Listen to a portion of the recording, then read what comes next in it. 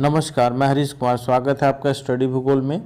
आज हम समुद्र विज्ञान लेक्चर 2 महासागरों के नीतल का उच्चावच रिलीफ ऑफ ओशियन बॉटम को देखेंगे। इससे पहले के लेक्चर में हमने हिस्ट्री ऑफ ओशनोग्राफी को देखा था, जिससे संबंधित 15 बहुविकल्पीय प्रश्नों को भी सॉल्व किया गया था। तो शुरू करते हैं लेक्चर 2 महासागरों के नीतल का उच्चावच।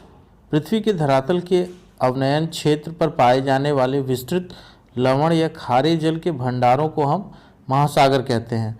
पृथ्वी पर जो जल पाया जाता है, चाहे वह महासागरों में हो, झीलों में हो, भौम जल में हो या नदी नालों में, वायुमंडल में, इन सब को सम्मिलित रूप में हम जलमंडल हाइड्रोस्फीयर कहते हैं। यह पृथ्वी के ग्रहीय तंत्र के 4 घटकों यानी वायुमंडल, स्थलमंडल, जलमंडल और जैवमंडल में से एक है। सौरमंडल में केवल पृथ्वी पर ही जल पाया जाता है। महासागर पृथ्वी के तापक्रम को सामान्य बनाते हैं।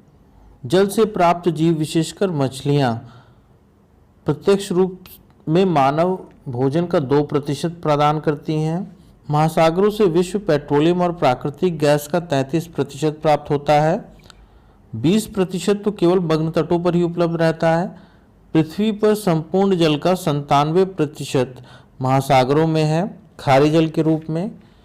शेष 3% मीठा जल हिमानियों, हिमटोपियों, भौम जल, झीलों, नदियों आदि में पाए जाते हैं। पृथ्वी को हम जल ग्रह या नीला ग्रह भी कहते हैं, क्योंकि पृथ्वी का लगभग 71% भाग भूमंडलीय महासागरों से आवृत है। अब देखते हैं महासागरों का आकार, साइज ऑफ द ओशियंस। अगर हम पृथ्वी का कुल धरातलीय क्षेत्रफल देखें तो यह लगभग 51 करोड़ वर्ग किलोमीटर है, जिसमें से लगभग 36 करोड़ वर्ग किलोमीटर या 70.8% क्षेत्र पर महासागर और सागर फैले हुए हैं, जबकि 15 करोड़ वर्ग किलोमीटर या 29.2% क्षेत्र पर महाद्वीप स्थित हैं।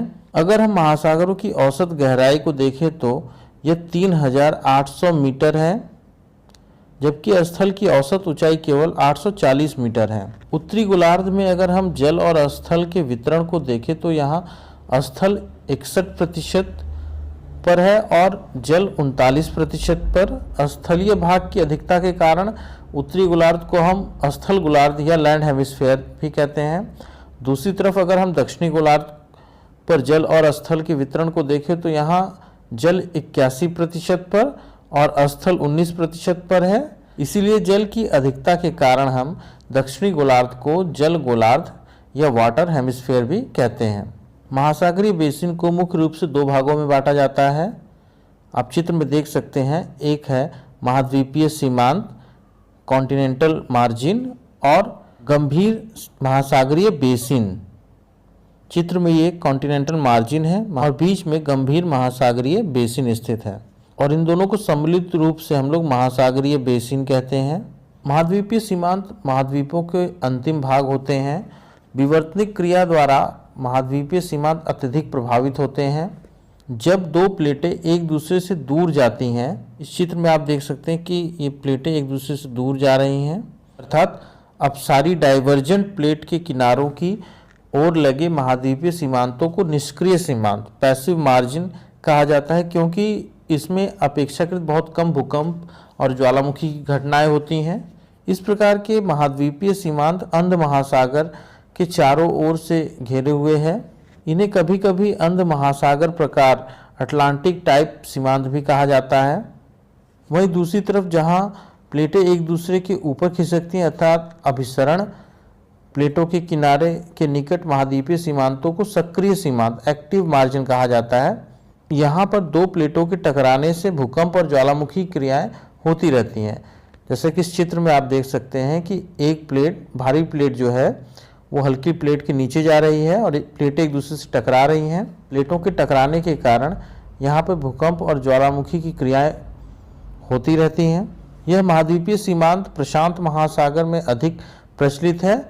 इसे कभी कभी प्रशांत प्रकार, पैसिफिक टाइप सीमांत भी कहते हैं। अगर हम महाद्वीपीय सीमांत की बात करें तो इसके दो प्रमुख विभाग होते हैं। पहला एक उथला तट के निकट लगभग सपाट महाद्वीपीय निमग्न तट कॉन्टिनेंटल शेल्फ। इस चित्र में यहाँ से यहाँ तक का हिस्सा कॉन्टिनेंटल शेल्फ है। इसे केवल महाद्वीपीय मग्न तट भी कह सकते हैं। और दूसरा अधिक ढालू महाद्वीपीय ढाल, चित्र में महाद्वीपीय मग्न ढाल है। मतलब दो विभाग हैं, मग्न तट और मग्न ढाल।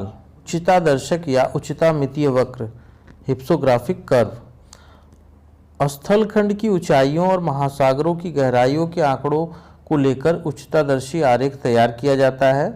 1921 में कौसिना नामक विद्वान ने समुद्र तल को आधार मानकर उच्चतामितीय वक्र बनाया था।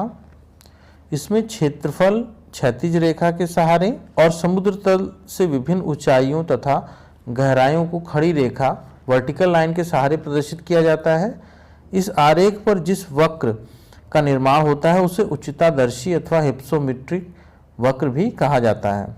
इस वक्र के द्वारा स्थलखंड के उच्चतम भाग से लेकर महासागर के नीतल के सर्वाधिक गहरे भाग तक के ढाल को दर्शाया जाता है, जैसे कि इस चित्र में दर्शाया गया है।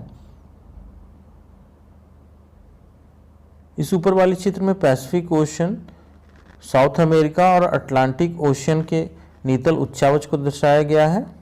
ये आपका पैसिफिक ओशन का हिस्सा है और ये आपका अटलांटिक ओशन का हिस्सा है। अगर हम इस वक्र को देखें तो स्पष्ट रूप से हम महासागरीय उच्चावच को मुख्य रूप से चार भागों में बांट सकते हैं। महाद्वीपीय मग्न तट कॉन्टिनेंटल शेल्फ, दूसरा है महाद्वीपीय मग्न ढाल कॉन्टिनेंटल स्लोप, तीसरा है गंभीर समुद्रीय मैदान डीप सी प्लेन्स और चौथा है महासागरीय गर्त ओशियनिक डीप्स। इनके अलावा कुछ अन्य लघु आकृतियां भी पाई जाती हैं, जिनमें महाद्वीपीय उठान कॉन्टिनेंटल राइज, अंतःसागरीय कंदरा, महासागरीय कटक और समुद्री पहाड़ियां शामिल हैं। इस चित्र में आप सभी उच्चावच को स्पष्ट रूप से देख सकते हैं। सबसे पहले है महाद्वीपीय मग्न तट, फिर महाद्वीपीय मग्न ढाल, फिर कॉन्टिनेंटल राइज का हिस्सा आ जाता है, फिर गंभीर सागरीय मैदान, महासागरीय गर्त, अंतःसागरीय कंदराएं, महासागरीय कटक, समुद्री पहाड़ियाँ। एक एक उच्चावच को हम विस्तार से देखेंगे।